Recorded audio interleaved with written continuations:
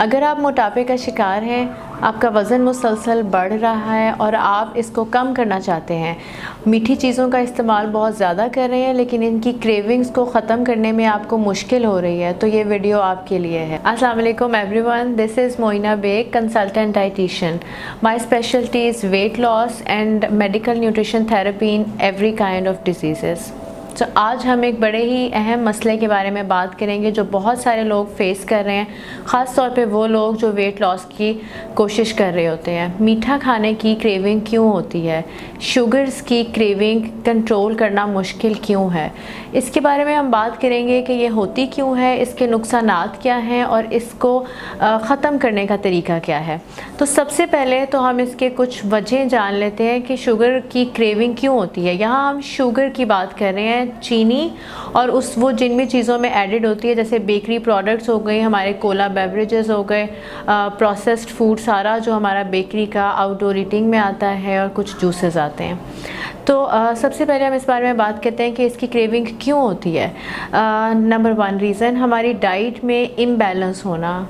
First important factor है कि हम अपनी डेज़ डाइट में बैलेंस लाने की कोशिश करें। मतलब इसमें सारे फूड ग्रुप्स, जिसमें carbohydrate, protein, fat, dairy, fruit, vegetable सारे इंक्लूडेड हैं। तो जब भी हम किसी एक फूड ग्रुप को इग्नोर कर रहे होते हैं या अपनी डाइट से निकाल रहे होते हैं तो इम्बैलेंस होता है।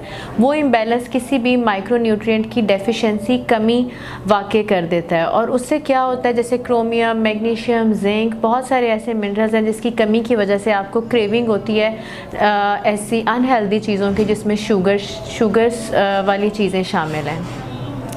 तो सेकेंड रीज़न इसकी ये है कि जो शुगर है वो आपकी बॉडी में जाके इंसुलिन को एकदम से इंसुलिन का इंक्रीज़ ज़्यादा करती है, जिसकी वजह से हमारे कुछ हार्मोन सिक्रीट होते हैं, एंडोर्फिन्स। वो हार्मोन जो हमें प्लेजर का, खुशी का इफ़ेक्ट देते हैं। तो इस तरह से कुछ लोगों को स्ट्रेस में मीठा खाने की आदत बन जाती है और आपका ब्रेन के मेमोरी सेल्स इस फीलिंग को याद रखते हैं, तो आपको स्ट्रेस में हमेशा कुछ मीठा खाने की क्रेविंग होती है। तीसरा फैक्टर ये है कि शुगर वाली चीज़ें हमें इंस्टेंट यानी फौरी एनर्जी देती हैं। तो जब हम उस पर अब रिलाई करने लग जाते हैं कि हम एनर्जी के लिए फटाफट से कोई ऐसी बेकरी आइटम या बाहर की चीज़ खाने लग जाते हैं, तो उसकी बॉडी हमारी यूज्ड हो जाती है। जब हम छोड़ते हैं तो हमें विथड्रॉल इफ़ेक्ट आता है। तो ये कुछ ऐसी वजह हैं जिसमें सबसे पहले हमने बात की कि इम्बैलेंस फूड ग्रुप्स में आने की वजह से क्या होता है, विथड्रॉल हंगर होती है। आपको गलत मैसेज आता है कि आपको भूख लगी है, जबकि होता क्या है कि किसी न्यूट्रिएंट की कमी हो रही होती है। सेकेंडली, आपके एंडोर्फिन्स रिलीज़ होते हैं शुगर वाली चीज़ों से, जिसकी वजह से आपको आदत पड़ जाती है स्ट्रेस ईटिंग करने की। और थर्डली ये है कि इंस्टेंट सोर्स ऑफ एनर्जी पे आपकी बॉडी डिपेंड करने लग जाती है। अब हम बात करते हैं कि इनके नुकसानात क्या हैं।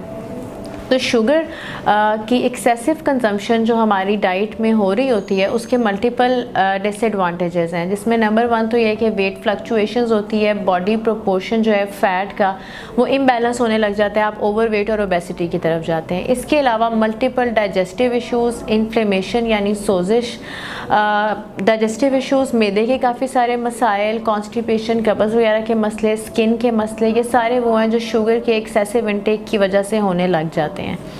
और अब हम इसको डील करने के तरीके, कुछ ऐसे टिप्स जिसकी वजह से आप अपनी आहिस्ता आहिस्ता इस आदत को ख़त्म कर सकें। वो सबसे पहले ये करें कि चाहे आप वेट लॉस करना चाहते हैं, गेन करना चाहते हैं, मेंटेन करना चाहते हैं, अपनी डाइट में बैलेंस लाएं। सारे फूड ग्रुप्स को दिन में ऐड करें, कोई भी ऐसा फूड ग्रुप जो आपकी डाइट में इंपॉर्टेंट है उसको मिस ना करें।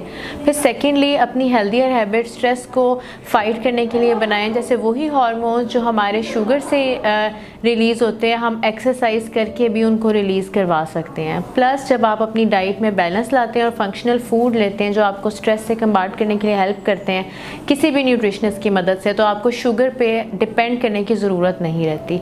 और थर्डली, हम ऐसा कर सकते हैं कि अपनी डाइट में जब हम प्रॉपर तरीके से मील मैनेजमेंट करना शुरू कर दें तो हमें इंस्टेंट सोर्सेज ऑफ एनर्जी पे जाने की ज़रूरत ना हो। अगर आप लोगों में से कोई भी इस मसले से फ़ाइट कर रहा है और हेल्प चाहता है कि उसको डिटेल मेन्यू प्लान मिल जाए वेट लॉस के लिए, वेट गेन के लिए, कोई भी ऐसे मसले के लिए जिसमें वो अपनी डाइट को मॉडिफाई करना चाहता है, तो वो मुझसे कांटेक्ट कर सकते हैं ऑनलाइन वीडियो कंसल्टेशन के लिए भी और इन क्लिनिक अपॉइंटमेंट के लिए भी, मरहम के थ्रू। Thank you.